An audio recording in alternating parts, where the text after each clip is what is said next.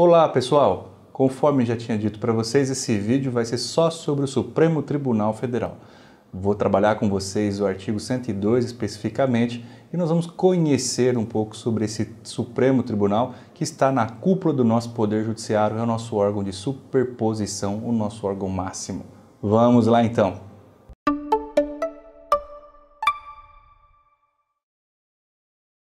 O Supremo Tribunal Federal está disciplinado no artigo 101 e seguintes da Constituição Federal. Para se acessar o Supremo, se acessa ou através de uma ação originária, da qual nós temos lá no artigo 102 da Constituição dizendo que compete originariamente processar e julgar lá no âmbito do Supremo Tribunal Federal as autoridades e as causas que lá tramitam, ou também nós podemos acessar o Supremo através do recurso extraordinário.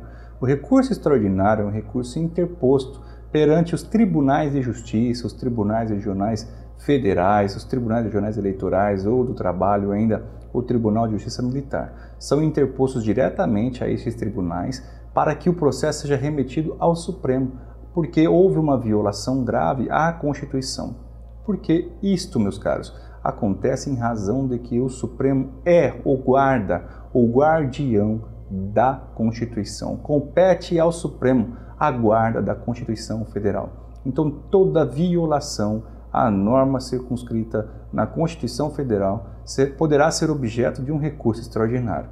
Mas o recurso extraordinário tem uma peculiaridade, porque além de haver a necessidade de violação frontal à Constituição Federal, há ainda que se preencher um requisito denominado de repercussão geral. Então, todo recurso extraordinário, ele tem na sua fundamentação uma violação da Constituição Federal demonstrada pelo recorrente e, além disso, ele possuirá uma preliminar na sua petição de repercussão geral. A repercussão geral nada mais é do que dizer em uma preliminar, abrir um tópico antes de iniciar a dizer, a rogar o porquê da manifestação do fundamento, é criar uma preliminar. Antes de tudo, escreva lá preliminar de repercussão geral e ali você vai externar para o Supremo Tribunal Federal que os interesses da sua causa transcendem os seus próprios interesses. Ou seja, aquilo que se está lidando ali refletirá economicamente, socialmente, juridicamente ou politicamente em outras causas, irá refletir em várias outras causas.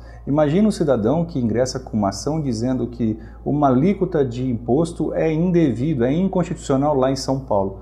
Vamos imaginar que essa alíquota venha a incidir sobre o IPTU. A alíquota é a porcentagem, né, pessoal? A porcentagem de imposto que se paga, né? Você tem a base de cálculo, você tem a alíquota, que é a porcentagem que incide na base de cálculo, e aí você vai ter o montante devido de imposto. Imagina que ali está se discutindo a alíquota do IPTU da cidade de São Paulo. Nós sabemos que a cidade de São Paulo tem mais de 10 milhões de habitantes.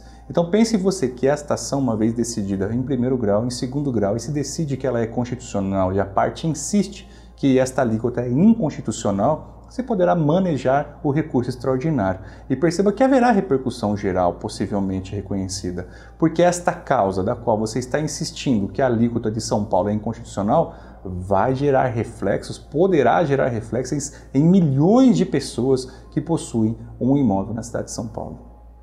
Está entendido então, meus caros, o que é a repercussão geral? A repercussão geral está tratada lá no Código de Processo Civil. Vou fazer a leitura do dispositivo com vocês. Artigo 1035 do Código de Processo Civil.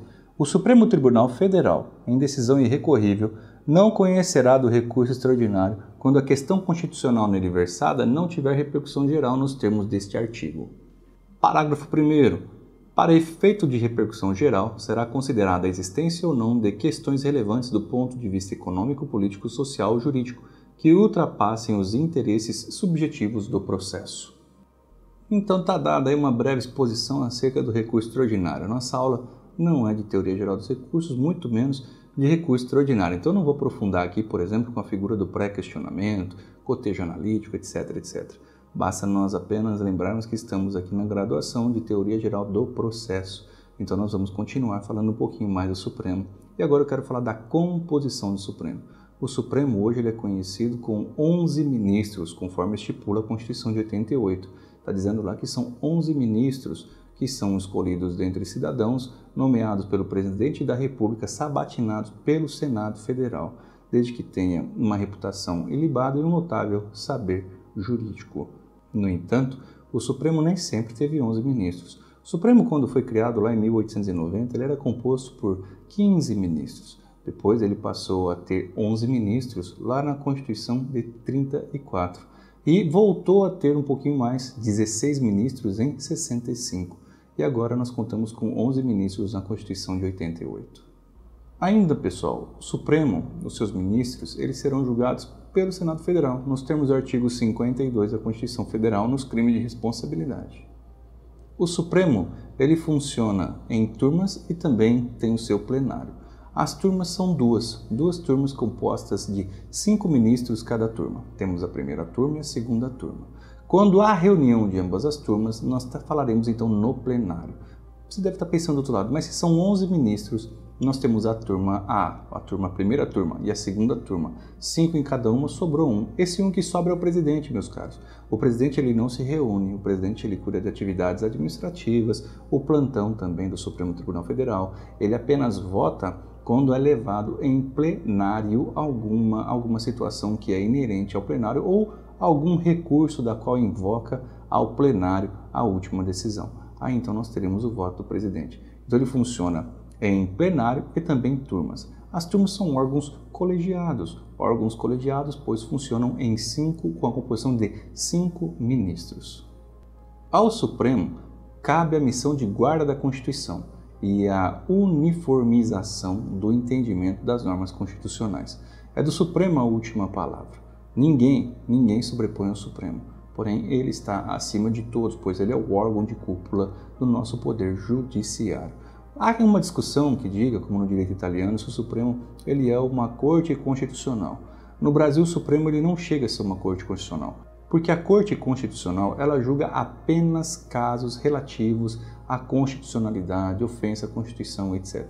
Aqui no Brasil não. O Supremo ele julga crimes de presidente da República, do vice-presidente, de chefes do Estado. O Supremo ele julga habeas corpus, o Supremo ele julga mandado de segurança, o Supremo ele julga habeas data, etc. Uma enormidade de possibilidades a qual o Supremo ele é provocado a manifestar, o que retira dele a possibilidade de se compreendê-lo como uma corte constitucional.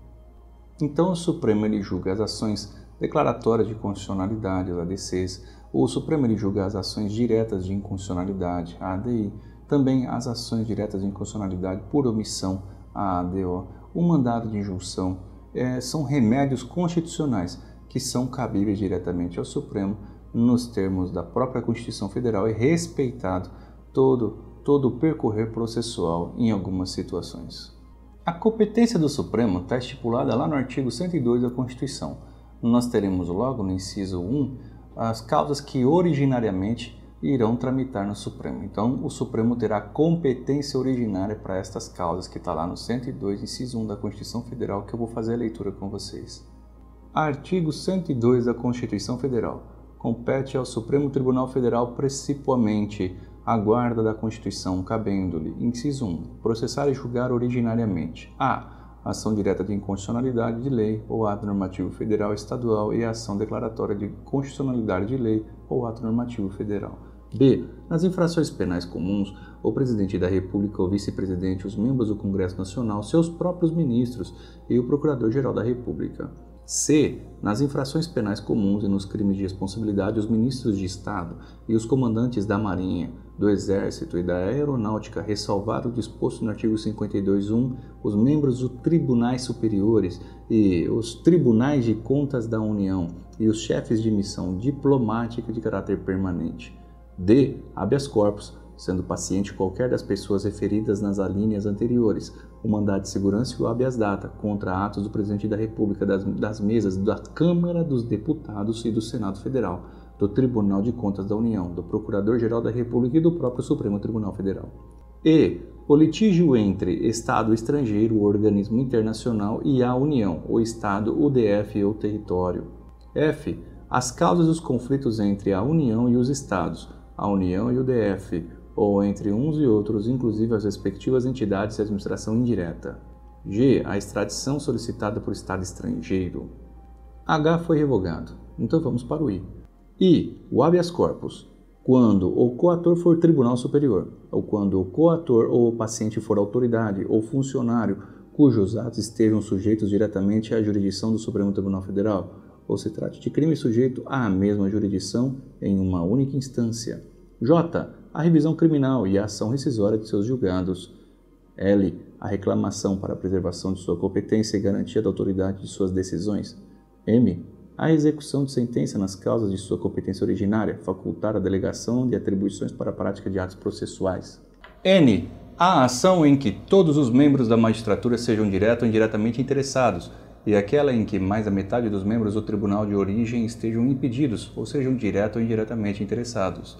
O. Os conflitos de competência entre o Superior Tribunal de Justiça e quaisquer tribunais, entre tribunais superiores ou entre estes e qualquer outro tribunal. P. O pedido de medida cautelar das ações diretas de inconstitucionalidade.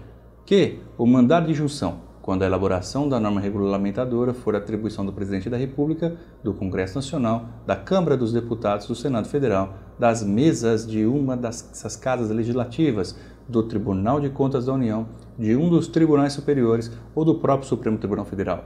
R. As ações contra o Conselho Nacional de Justiça ou contra o Conselho Nacional do Ministério Público. Perceberam então, pessoal? O Supremo não é uma corte constitucional. Olha quanta coisa da sua alçada, da sua competência, o tanto de matéria que ele originariamente tem que decidir. Agora nós vamos conhecer um pouquinho da sua competência derivada, onde ele receberá recursos a fim de dar uma decisão nova, a segunda decisão para a causa. Vamos lá conhecer então o inciso 2 e o inciso 3. Vamos à leitura. Inciso 2 do artigo 102. Julgar em recurso ordinário a. O habeas corpus, o mandado de segurança, o habeas data e o mandado de junção decididos em única instância pelos tribunais superiores se denegatória a decisão. B. O crime político. Inciso 3 do artigo 102. Julgar mediante o recurso extraordinário as causas decididas em única ou última instância, quando a decisão recorrida. A. Contrariar dispositivo desta Constituição. B. Declarar a inconstitucionalidade de tratado ou lei federal. C. Julgar válida a lei ou ato de governo local contestado em face desta Constituição. D. Julgar válida a lei local contestada em face de lei federal. Pessoal, uma inovação que nós tivemos com a Emenda Constitucional 45 de 2004 foi a possibilidade de edição de súmulas vinculantes por parte do Supremo Tribunal Federal. Isso significa que, havendo inúmeros casos decididos pelo Supremo, poderá, desde que aprovado por 2/3 de toda a composição do tribunal, ele poderá editar as súmulas vinculantes, que irá, de certa forma, vincular todos os órgãos do Judiciário e também da administração pública. Vai ter força de lei.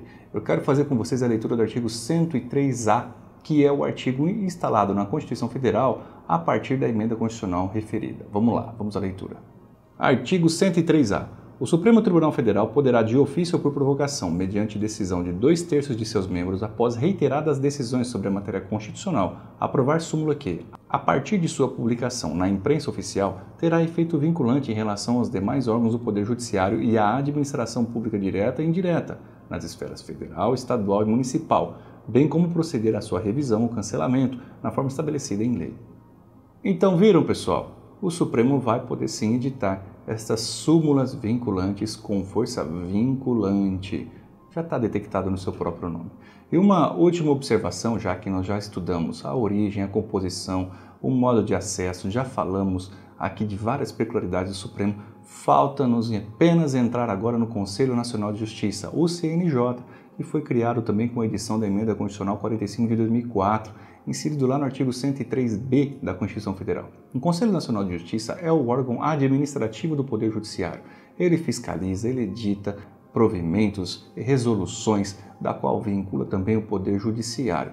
Mas percebam que o CNJ ele não tem atribuição jurisdicional, ele não está lá para exercitar jurisdição. Ele apenas funciona como um órgão administrativo que fiscaliza toda a atividade dos juízes no Brasil, dos tribunais de modo geral. É lá no CNJ, por exemplo, que você vai ter os relatórios anuais de desenvolvimento, de decisões, quantas decisões foram proferidas ao longo de um ano, quantas ações foram ajuizadas, qual é o depósito de ações represadas nos tribunais, a evasão, a porcentagem, é o relatório de eficiência do Poder Judiciário. Vamos fazer a leitura do dispositivo para melhor nós entendermos isso aqui e fecharmos no que toca a este vídeo sobre o Poder Judiciário, o Supremo Tribunal Federal. Olhando na tela. Artigo 103b diz assim: o Conselho Nacional de Justiça compõe-se de 15 membros com mandato de 2 anos, admitida uma recondução sendo 1. O presidente do STF. 2. O ministro do Superior Tribunal de Justiça indicado pelo respectivo tribunal. 3. O ministro do TST indicado pelo respectivo tribunal. 4. Um desembargador do Tribunal de Justiça indicado pelo STF. 5. Um juiz estadual indicado pelo STF. 6. Um juiz do TRF indicado pelo STJ. 7. Um juiz federal indicado pelo STJ. 8. Um juiz do TRT indicado pelo Tribunal Superior do Trabalho. 9. Um juiz do trabalho indicado pelo TST. 10. Um membro do Ministério Público da União indicado pelo Procurador-Geral da República. 11. Um membro do Ministério Público Estadual, escolhido pelo Procurador-Geral da República dentre os nomes indicados pelo órgão competente de cada instituição estadual. 12. 2 advogados, indicados pelo Conselho Federal da Ordem dos Advogados do Brasil. 13. 2 cidadãos, de notável saber jurídico e reputação ilibada, indicados um pela Câmara dos Deputados e outro pelo Senado Federal. Parágrafo 1º diz assim: o Conselho será presidido pelo presidente do STF, e, nas suas ausências e impedimentos, pelo vice-presidente do STF. Parágrafo 2º fala: os demais membros do Conselho serão nomeados pelo Presidente da República, depois de aprovada a escolha pela maioria absoluta do Senado Federal. Parágrafo 3º. Não efetuadas no prazo legal as indicações previstas neste artigo, caberá a escolha ao STF. Parágrafo 4º. Compete ao Conselho o controle da atuação administrativa e financeira do Poder Judiciário e do cumprimento dos deveres funcionais dos juízes, cabendo-lhe, além de outras atribuições que lhe forem conferidas pelo Estatuto da Magistratura: 1. Zelar pela autonomia do Poder Judiciário e pelo cumprimento do Estatuto da Magistratura, podendo expedir atos regulamentares no âmbito de sua competência ou recomendar providências. 2. Zelar pela observância do artigo 37 e apreciar de ofício ou mediante provocação a legalidade dos atos administrativos praticados por membros ou órgãos do Poder Judiciário, podendo desconstituí-los, revê-los ou fixar prazo para que se adotem as providências necessárias ao exato cumprimento da lei, sem prejuízo da competência do Tribunal de Contas da União. 3. Receber e conhecer das reclamações contra membros ou órgãos do Poder Judiciário, inclusive contra seus serviços auxiliares, serventias e órgãos prestadores de serviços notariais e de registro que atuem por delegação do poder público ou oficializados, sem prejuízo da competência disciplinar e correcional dos tribunais, podendo avocar processos disciplinares em curso, determinar a remoção ou a disponibilidade e aplicar outras sanções administrativas, assegurada ampla defesa. 4. Representar ao Ministério Público no caso de crime contra a administração pública ou abuso de autoridade. 5. Rever de ofício ou mediante provocação os processos disciplinares de juízes e membros de tribunais julgados há menos de 1 ano. 6. Elaborar semestralmente relatório estatístico sobre processos e sentenças prolatadas por unidade da Federação nos diferentes órgãos do Poder Judiciário. 7. Elaborar relatório anual, propondo as providências que julgar necessárias sobre a situação do Poder Judiciário no país e as atividades do Conselho, o qual deve integrar mensagem do presidente do Supremo Tribunal Federal a ser remetida ao Congresso Nacional por ocasião da abertura da sessão legislativa. Pessoal, é isso que eu tinha a dizer sobre o Supremo Tribunal Federal, sobre também o Conselho Nacional de Justiça. Assim, nós encerramos aqui no que toca a este órgão e num próximo vídeo eu vou dar continuidade falando do Superior Tribunal de Justiça. Não saia daí!